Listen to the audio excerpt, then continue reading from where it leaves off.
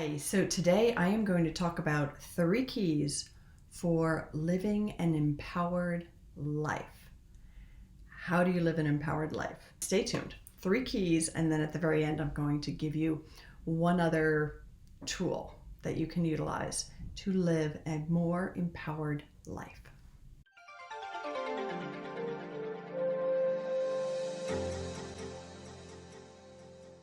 If you're new to my channel, my name is Barbara Heffernan, and I've been a psychotherapist for 20 years, helping people recover from anxiety and trauma and helping people navigate those difficult life transitions.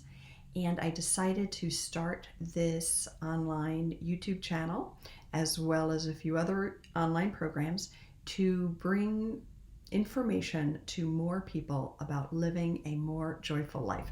And I weave together some psychotherapy tools, some Buddhist philosophy, mindfulness meditation, and some coaching tools to bring it all together into some powerful transformational coaching videos and programs. So please subscribe to my channel. It makes a big difference. It really supports the work that I'm doing. And let's get started. So one reason I decided to do a talk on this topic was that I have been getting a question a lot that I think is a very important, very interesting question. And people have been asking me, how can I live a more joyful life if my loved ones are suffering? Or how can I live a more joyful life if I have a family member or somebody very close to me who's in a lot of pain and is bringing me down? So I think that's a super important question because I understand it. I know that as human beings, we impact each other, but I also think it is super important to empower yourself to live the most joyful life you possibly can.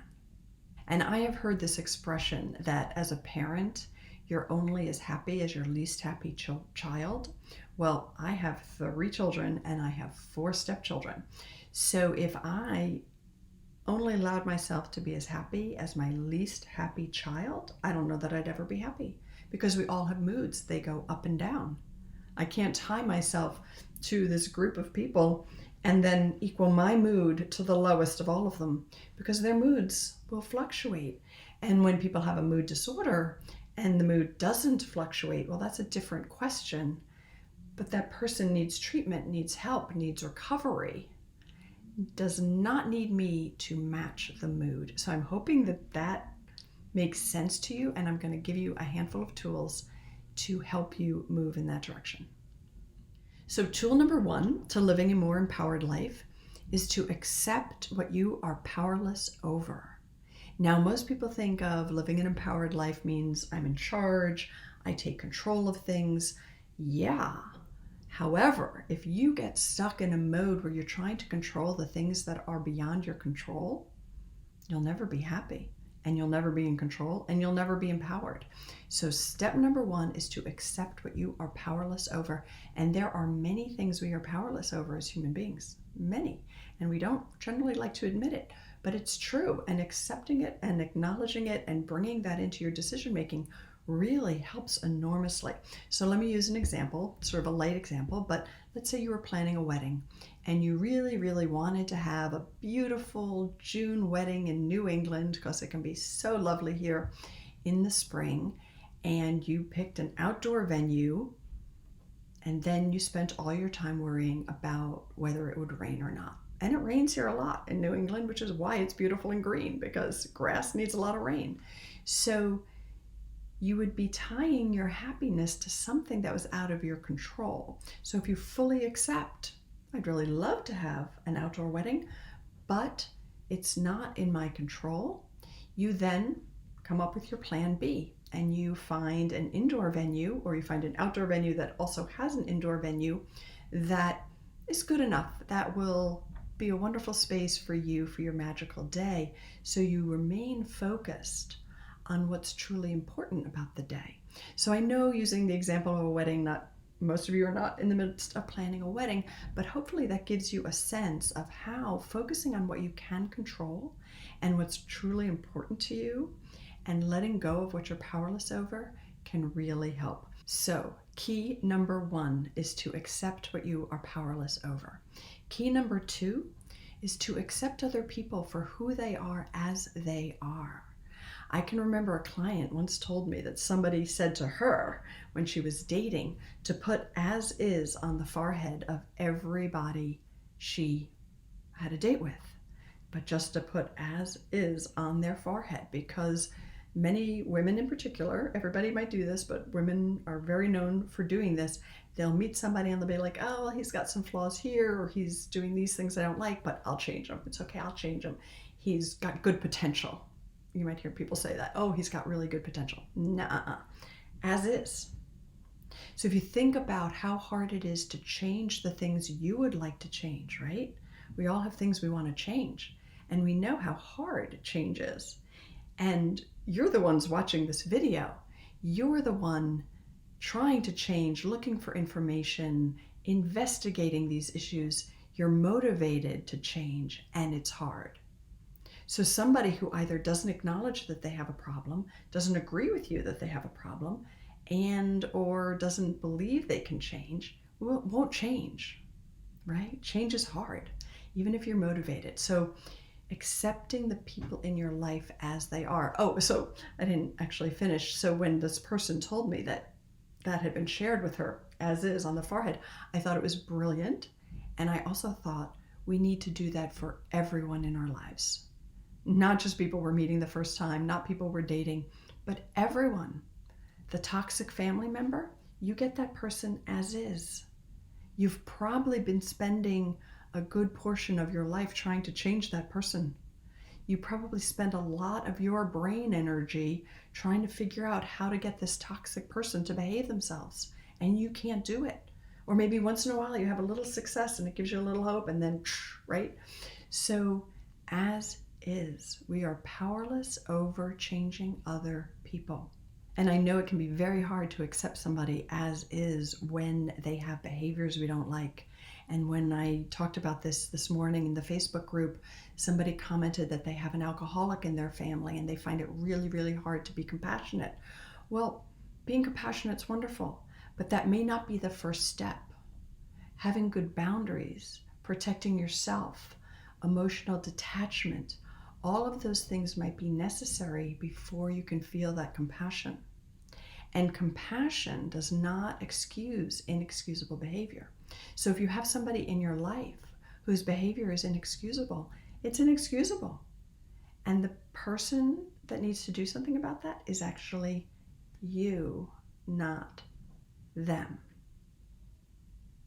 So comment below. Let me know if that hits home for you, if that makes sense.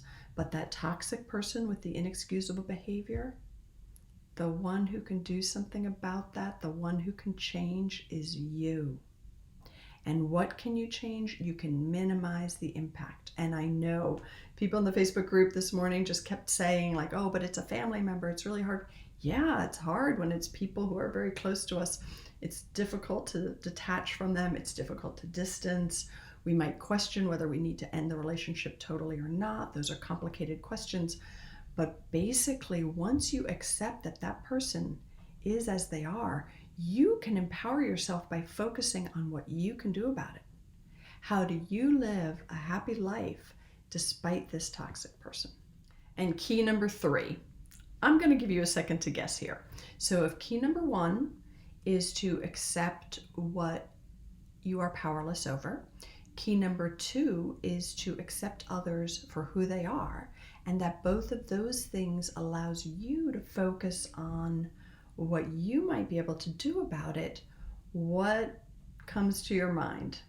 What would be the word that would summarize key number 3?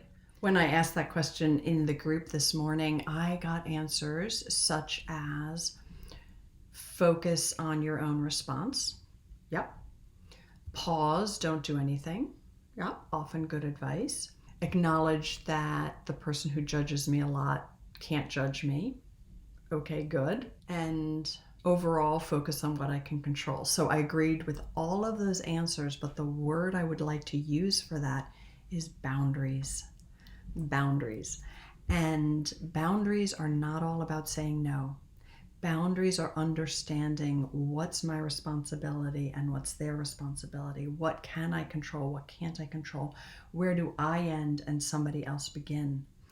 And because we are human and we adapt and we move and we feel other people's emotions and it can come in and out, learning our emotional boundary that this is the area I am responsible for, and other people's emotional realms are their responsibility, and I can be compassionate and I can try to help, but I can't control it. I can't take it on as my job. So boundaries are a big topic, and I spend a lot of time talking about boundaries, both in this free Facebook group. So if you're interested in having these kind of conversations, feel free to check it out, join us. And then I also spend a lot of time on this in my 6-month intensive coaching program, which really goes through the 4 pillars of joy. And I call the 4 pillars of joy being mindful in the moment, because that's where we feel joy, having healthy boundaries, and I mean healthy boundaries with everybody, even those toxic people, and it is possible, having deep self-knowledge and self-compassion, and then also healing our negative core beliefs. All of those things are needed to feel joy, and I go through all of them in the 6-month coaching program, The Awaken Joy Journey, so I encourage you to check that out. But just coming back to the topic of today's video of how to live an empowered life. Key number 1, accept what you're powerless over. Key number 2, accept other people for who they are. And step number 3, develop healthy boundaries, which requires understanding yourself, which requires understanding your emotion, understanding where you end, other people begin, what you can do about it, what consequences you can put in place for yourself if you allow your boundaries to be violated.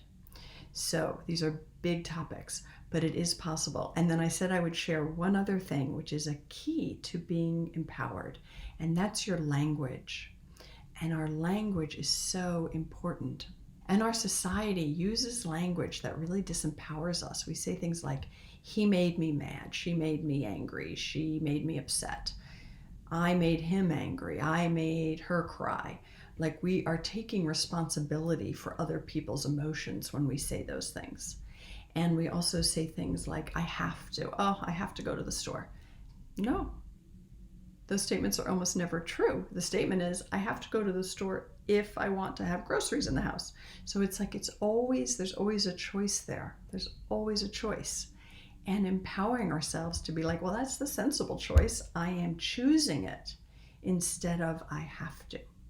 I need to. So again, I talk about these topics a lot more in my Facebook group. I talk about them in my ongoing coaching program. And I invite you, join me in this dialogue to empowering yourself to living a more joyful life. And thank you for checking out my YouTube channel. Please do subscribe, give this video a like, leave me a comment. I read all of them and I respond to most comments. And I look forward to getting to know you over time. Bye-bye.